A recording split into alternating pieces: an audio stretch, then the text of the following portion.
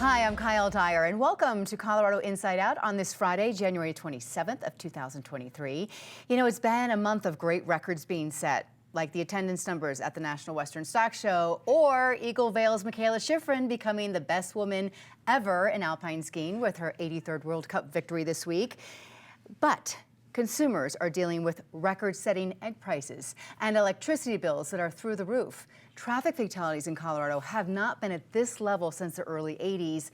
And this week, the state of education in Colorado was referred to as being in a state of crisis. We have a near record number of new lawmakers in the state legislature, maybe having more fresh ideas will help things turn around. For tonight's panel, we have Patty Calhoun, founder and editor of Westward, and David Kopel, research director at the Independence Institute. Alayna Alvarez, reporter at Axios Denver, and also Adam Berg, Vice President of Government Affairs, Denver Metro Chamber of Commerce. Thanks you all for coming in tonight. Last weekend, I ran into an old friend, and after catching up with about what our kids were up to, he said, "Have you seen your Excel bill lately?" And Patty, then I had to go to the store and buy eggs to make brownies for my daughter's swim team. And then I got hit with the $7 price tag. The prices of everything is what everyone is talking about. Well, eggs and Excel are good ones to compare because those aren't just 10% increases. Those are huge increases, with the price of eggs doubling, tripling, depending on where you get them and if you can get them.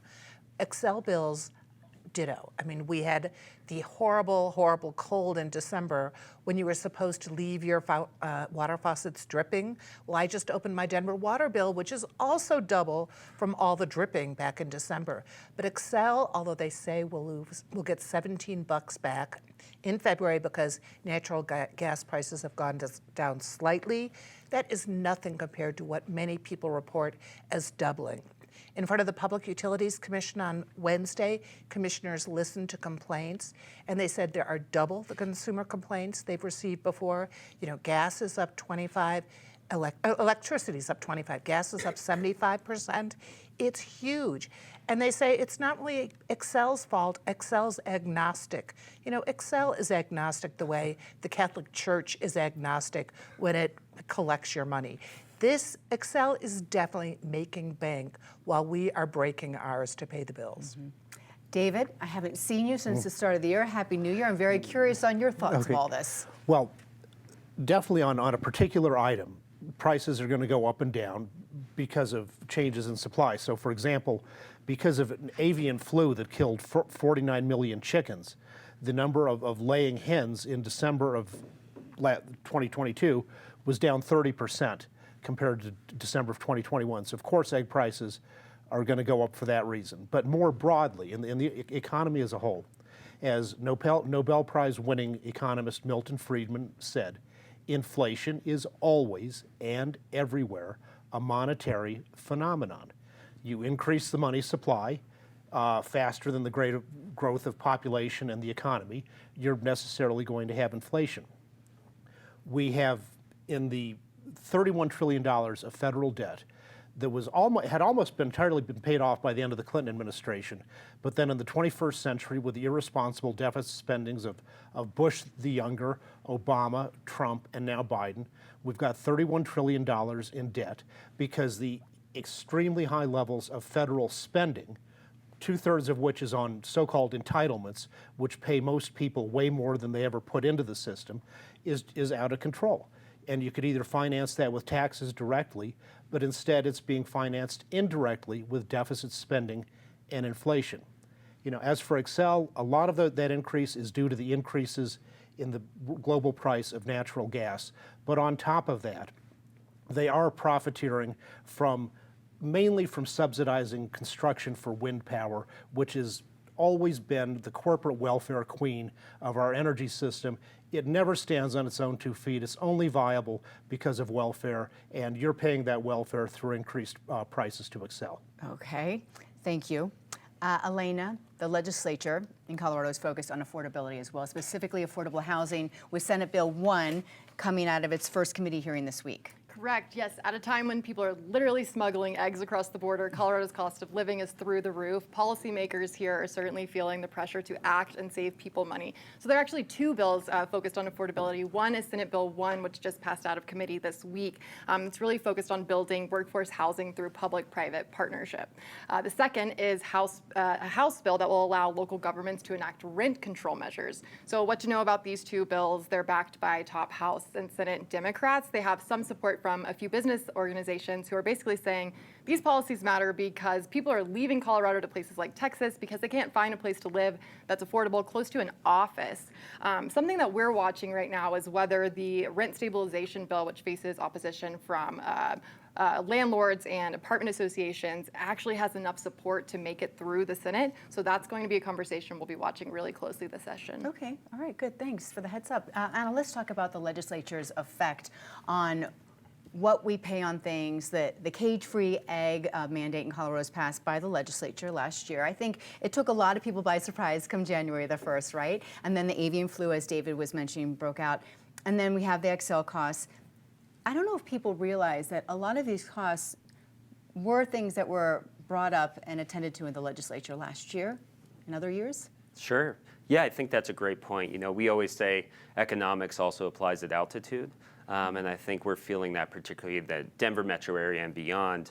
But it's a great reminder that there's no such thing as a free lunch, right? Everything has a cost. So when we look at legislators really aggressively trying to tackle environmental policy and setting new standards and new thresholds for energy companies to meet, or water preservation, when we look at a policy that leads to cage-free eggs being required in Colorado, and you layer that with avian flu spreading across the country and beyond, that leads to increase in prices, and consumers really feel that, and they feel that in their pocketbooks, and we hear that from our members as well.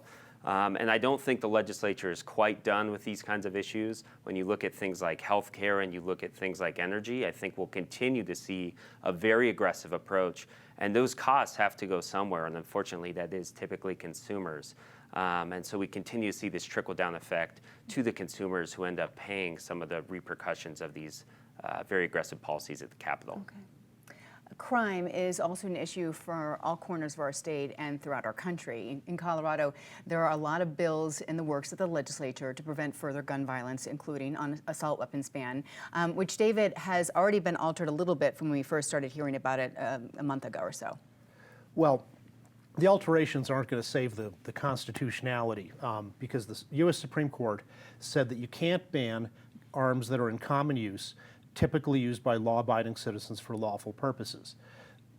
These guns have been around. Semi-automatic firearms were invented in 1885, so they've been common in the United States for well over a century. And the phrase assault weapon has no real content. It's just a marketing term used by the gun ban lobbies since the 1980s for a very heterogeneous collection of as many guns as they can ban. But in Illinois, a similar law was passed in late December, and it's already under a restraining order from a federal district court. You know, if you look at the bill, it doesn't make any sense. For example, they ban handguns that weigh over 50 ounces. Well, how does that make a handgun more dangerous? I understand if you were pistol whipping somebody and using the handgun as a club, 50 ounces is more than 45 ounces, but that's got nothing to do with mass shootings. And likewise, they ban guns that have full adjustable stocks, which means the gun can fit the user better. If someone who's 5 feet tall needs a shorter stock than someone who's 6 foot tall, and with an adjustable stock, you can get exactly the right fit, which makes the gun be held more securely and stable and be more accurate. So a lot of this bill, supposedly for public safety, is about trying to eliminate things that make guns more accurate. Okay, but there's already something, Alayna, at the national level now, following what happened last weekend in California. The assault weapons ban is a conversation nationwide and in Colorado. We haven't heard about the governor. Governor Polis doesn't talk about this. He talks about other, gun prevention measures. Where do we stand? What is expected in Colorado? Will it not pass now that they've made some alterations saying it won't be illegal if you already own them? That's a great question. I mean, this bill, we still haven't seen the exact Right. language. It hasn't been introduced yet by Colorado Democrats. What we know about Governor Polis is that he's staying quiet for a reason. He doesn't fully support this. He has made clear in the past that assault weapons are already heavily regulated from his perspective. We also have to remember this past November, the same month that the Club Q shooting happened in Colorado Springs, Polis refused to endorse President Biden's call for a ban. That's really important. What Polis is interested in is expanding on Colorado's red flag law and a potential ban on ghost guns, which are becoming an increasing problem in Colorado. The big picture here is that this bill, whenever it is introduced, undoubtedly faces an uphill battle at the state legislature. Colorado's grim history of mass shootings has led lawmakers to push similar bills in the past, and it has always resulted in a political gauntlet that has led to protests and even recall elections. So I'm not sure, despite the Democratic trifecta that we have right now, I'm not sure that this year will be any different, especially without full-throated support from Polis. The crime is a big thing here. As we've seen a rise in crime and Colorado becoming #1 in the country for car thefts, Denver has also seen a loss of around 6,500 businesses. More than 1,000 businesses have left downtown from the start of 2019 till October. Now, I know that involves the COVID, when people weren't going downtown to work, and then now people are working from home. But Adam, COVID, aside from that, you've talked with some businesses who are like, we don't know if we want to work in downtown because of the crime. Yeah, that's absolutely right. It's interesting. I think outside of housing and the affordability of housing, crime is the #1 thing we hear from metro area businesses about their concerns for both staying here and doing business here, but also bringing employees back to work. And that's really created sort of a chicken and the egg problem, to bring it back to our chicken conversation, where employees don't feel comfortable coming back downtown because there's not people on the street during the daylight hours and beyond. We tend to see more public consumption of illegal substances, more crime, those sorts of things. And again, it's created a very tough balance for businesses. Bring it back to the governor, who in his state of state said, we are in the middle of the pack when it comes to crime. I think we saw pretty quickly some data from the FBI suggesting that's not the case. We're actually pretty high up on the end of increases in crime. So we've seen the legislature start to tackle this problem. Fentanyl last year, which passed through towards the end of session, and again, tackling auto theft this year. But we have a lot of work to do to make Denver and downtown Denver a safe place to work and live. Yeah, and Patty, a report this week from the Colorado Education Association shows the majority of our state's teachers do not feel safe in their schools. That was a fascinating twist in this, because you're hearing about funding. They're concerned about school funding. They're certainly concerned about their own salaries. Our teachers really appreciate it. But the third factor that was really highlighted in this report is that they're scared of guns in the schools. They don't feel safe. And that's really extraordinary, that systems have not been put in place at so many schools where teachers can feel safe to teach. They've survived COVID, they've survived all the remote teaching, but now they come back, and it's a national issue, obviously. It's not just Colorado. You've got a 6-year-old shooting a teacher in Virginia. But that it is name-checked in this report as being a concern of teachers is something we really need to work on across the state. Yeah, that was really alarming when I was reading that. Let's keep on the safety angle a little bit more. Alayna, you wrote an article this week about the staggering amount of traffic deaths in our state. That's right. So the latest state data shows 745 traffic deaths in Colorado in 2022, which is the most since 1981. Authorities tell us distracted driving, impaired driving, aggressive driving are all leading to more crashes statewide. They're also noticing an uptick in cannabis-related crashes, which I found interesting. As a result of this troubling trend, the state is launching a new plan that's aimed at road safety. So that includes things like more roundabouts, more rumble strips, more than $10 million in funding for public education campaigns. Something else to note is that traffic deaths among Colorado teenagers are also rising. So you'll notice a bill in the state legislature this session that's moving its way through that would require people under 21 to take mandatory driver's ed courses to get their learner's permit or their license. The goal there really is to reduce traffic deaths and make sure that our teens are adequately trained before they hit the highway. I don't know why you wouldn't want want your child to go through one of those classes, right? I definitely agree. put mine in as soon as they could. Right, yeah. Adam, the state is seeing a large increase in the number of people, pedestrians being hit by cars. And this comes at a time when there are these policy decisions being made at the state capitol that encourage multimodal transportation. So there are more pedestrians, more cyclists, and the Denver City Council at the same time is set to vote this coming Monday on decriminalizing jaywalking. Are we making our roads safer? Are we not? I don't know what direction to go. Sure, yeah, and this is a complex issue. I think the data sort of speaks for itself with these increase in fatalities we've seen, and obviously there's the, COVID is still occurring, but feels like it's winding down. People are back on the roads, people are going out more, so naturally that leads to a bit more potential for collision. But as you noted, bicycles and motorcycles and pedestrians make up a large chunk of a lot of these fatalities. And sometimes we're looking at policy solutions for things that are actually personal behaviors. But at the same time, as you know, the Denver City Council is considering decriminalizing jaywalking. And I know there's an issue with the ticketing and who is being ticketed and some potential issues there, but we should be encouraging these kinds of behaviors when we know that traffic incidences and traffic fatalities are on the rise. So it's a careful balance in terms of the funding going towards multimodal.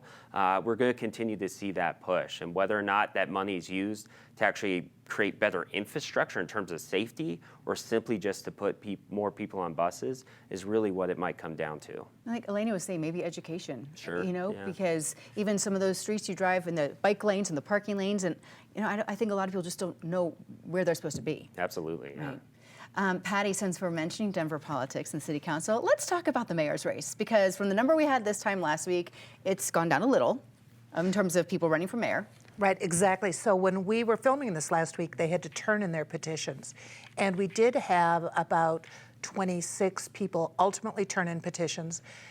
Only 17 made the final count. So 3 had dropped out, only 17. Imagine what a huge ballot that's going to be. And some of those who didn't come up with enough legitimate signatures, and that's only 300 to make the ballot. Some of them are planning to run write-in campaigns. So that's just mayoral. We've got a huge city council field too. And we also will be paying a lot of these people to run under the Fair Elections Fund. So we're going to have a wild April, especially as 17 people are out there jockeying for your vote. I've already gotten a couple of text messages already. Yes, absolutely. David, I also heard in Colorado Springs, 20 people are running for mayor too. The political season, we just finished one, but this is all getting going again, isn't it? Well, and on the ballot in Denver in April is going to be the proposal to develop the Park Hill Golf Course. And I personally hope that gets rejected. The question is, do you think Denver has too much open space, too many trees? We need more concrete. Denver is always going to continue densifying. That's been going on ever since the city was founded in 1858. And as cities get denser and denser, these large green islands of nature become all the more important, both for people's physical health and for their mental health. Imagine Denver 50 or 100 years from now when the population might be double what it is now. Keeping that open space of greenery is all the more important for our future than even today. So I hope they say no we don't need condominiums and another strip mall. We can build those any place in the city. Greenery is precious, and we should keep it. That's what Governor Poles was saying last week in the State of the State. We have to use all this space in the city, though, to get people living in the city, can get on the buses, can walk to the grocery store. Yep. And you say no. Well, the whole idea of the easement, too. You can build a shopping mall and apartment buildings any place else in North Park Hill or wherever you want. You just don't have to build it on this one remaining green patch of land we've got in Northeast Denver. So it'll be up to the voters to decide. They have the final say. Would it be the final say? Yeah?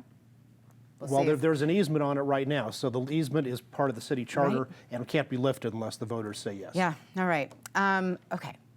We talked about businesses moving out of Denver, but let's talk about the number of people just wanting to move to Colorado. There was a time when our state grew by an average of 70,000 residents a year, in some years more. Adam, we are nowhere near that number anymore. Yeah, I think it's extremely concerning from a business perspective. So the data is showing we haven't seen such slow growth since 1990. Roy Romer was in the governor's office. We're talking 30 years ago at this point. And what does that mean for us as a business community?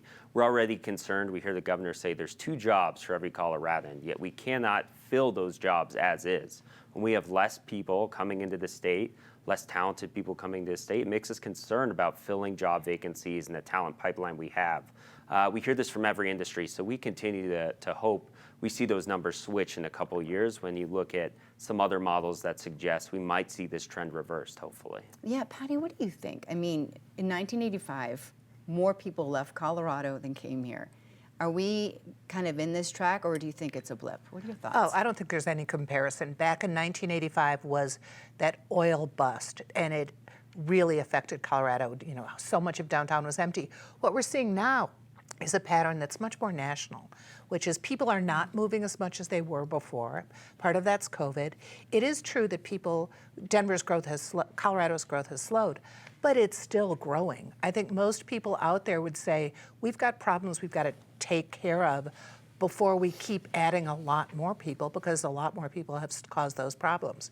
In 2008, we were the place to go for millennials and the creative class, and that is still continuing, but our solution, the thing we have to solve, is affordable housing for people who can come here, start a career, and afford to live here, and that's a big issue. Rent at least is beginning to go down, vacancies are going up, but we have to continue to push that, or we're not going to get more people here. Let's talk about rent. Alayna kind of mentioned it. David, Denver state lawmakers from all over, this Democratic state lawmakers from all over, from Denver to the Plains to the Western Slope, are all behind this rent control bill. Let's talk about that. What they can imagine that they can micromanage everything in the world with their genius in the Capitol, but there's certain laws you can't repeal. The law of gravity is one. The law of supply and demand is another. When you impose price caps on anything, you, in the long run, get less of it. That was the experience in New York City, where they imposed rent control during World War II as supposedly an emergency measure, and was still around, and it helped to destroy the housing stock in Harlem and the South Bronx. San Francisco, just read a study from Stanford University about rent control there. And the effect was it benefits the people currently in, the current renters, at the expense of everyone else. It led to a 15% decrease in the rental stock, and it led to sharp increases in total rental prices. So rent control is swell if you're in an apartment, but if you're talking about what we just were, about people moving to Colorado, it seriously harms them. Alayna, speaking of the cost of living, I read this week an estimate of how much you need to have saved to retire, and it was like $1.25 million to retire in Denver, but that's about the same for the statewide rate. I won't be retiring anytime soon, that's for sure. As we've all talked about, affordability is certainly key here to drawing people in. And you're hearing a lot about the real estate market cooling, prices falling. But the reality is that costs are still extremely steep. So new data from the economic research firm Moody's Analytics shows that in the fourth quarter of 2022, the average asking rent in Denver was $1,744, which is up 9.3% compared to the year before. This isn't just a Colorado problem either. If you zoom out nationwide, households are having to spend 30% of their income on rent right now, which is a first in over 2 decades. The good news is that a lot of construction is in the works, as evidenced by all the cranes you see around Denver. And so that expected surge in supply will likely bring down prices. The bad news is that that's not going to happen overnight, so we're stuck, paying a bunch of money and not retiring anytime soon. Not retiring. We can play on the weekends, yeah, exactly. right? We can play on the weekends. All right, now let's go around for our lightning round. Talk about some of the good, some of the bad that happened this week in Colorado. Patty, let's start with you. What just kind of made you this week? I'll talk about things that were sad losses. Okay. Because we've been depressing enough at this table. But one of the problems with not having two really robust daily papers, you kind of miss the passing of really important people. People who were so key to making this a great, if expensive, state. So just this week, we lost Leo Kiley. If you knew him, he ran Coors for a long time. His wife, Susan Kiley, is such an important part of the community. And even though they'd left, his passing is something we should note.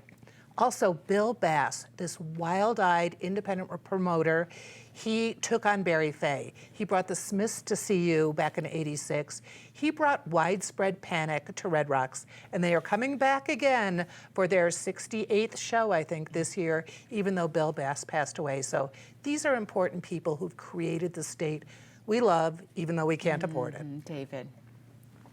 Colorado Attorney General Weiser filed a very extremist amicus brief this week, arguing that it's okay for the government of New York State to ban houses of worship from having their own staff be armed defenders in there, even though there's been so many attacks on synagogues and mosques and other places. And if the Weiser policy had been in effect in Colorado in December of 2007, when there was an attack at the New Life Church that was stopped by an armed volunteer guard, the pastor there said without that guard there would have been over 100 people killed. So he's going the absolute wrong way on public safety. Okay. Yeah. I was really disappointed to see that the younger brother of Denver Nuggets star Michael Porter Jr. was arrested on suspicion of DUI in a fatal crash. You know, having just talked at this roundtable about impaired driving being a huge problem in the state. This guy, he played basketball for DU. He's only 21. You know, this just appears to be the latest tragic example. That's just completely needless. So we lost the life of a mid-40-year-old woman in it, and it's really tragic. Mm-hmm. Sure. I'm going to bring it back to the legislature. So as David noted, the introduction of a rent control repeal proposal. If you want to see the prices of rentals go up, put an artificial cap on them, and we can see how that affects the market. So very concerning from a business perspective. Okay. All right. Thank you. Let's talk about some of the good that's been happening this week, or that you're looking into the weekend. Well, first of all, I'd like to point out Westward is still free, so you can still afford it. Eggs, Good. no. Thank Gas, you. no. Thank you. But Westward. But we are losing one of our longtime staffers. Michael Roberts has been with Westward for more than 30 years. He's written about music. That's what he came to start to do. He then moved into media. As the media world changed, he shifted to covering everything under the sun. He's got a great story this week on a lawsuit in Grand Junction, where he's from. And after over 3 decades, he is leaving us to move on to his nice next chapter. You can still read all his great stories online. And I just want to thank him for all the great stories he has given this city over the last 30 years. We'll miss him. I'll miss reading Well, his we hope he'll articles. keep writing some, but he's Yes. definitely going But to sleep enjoy. later. 30 years? That's amazing. Go have fun. That's awesome. Well, you opened the show talking about Michaela Schifrin's 83rd and record-setting World Cup race victory. She won her 84th recently in Kronplatz, Italy, which puts her just too short. Not only does she hold the women's record now, the total record is Freddie Stenmark, who has 86 World Cup wins, and she's closing in on that. She's got to do it. 13 Colorado chefs and restaurants were nominated for, this week, were nominated for James Beard Awards, which is basically like an Oscar nod in the food world. And I think that shows how far the Centennial State has come from, you know, green chili burritos and Rocky Mountain oysters. That is fantastic. That many. Wow, that's great.